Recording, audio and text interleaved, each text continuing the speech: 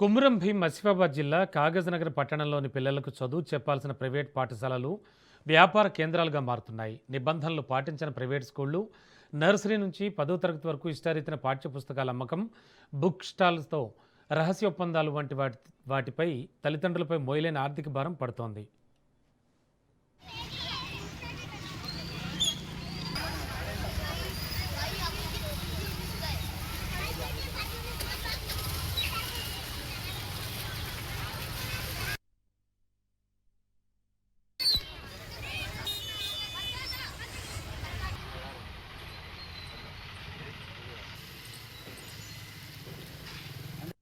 Private దందా అనేది ముఖ్యంగా ప్రైవేటు పాఠశాలలో కొనసాగుతుంది.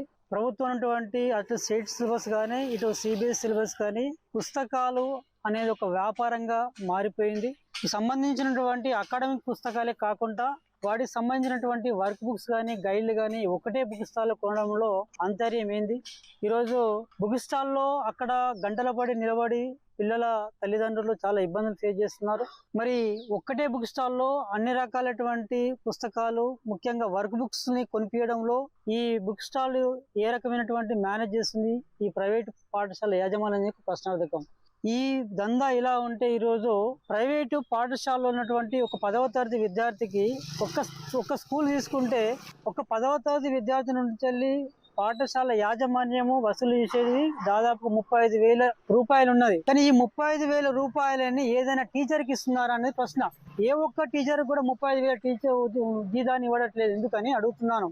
ప్రైవేటు దందా అనేది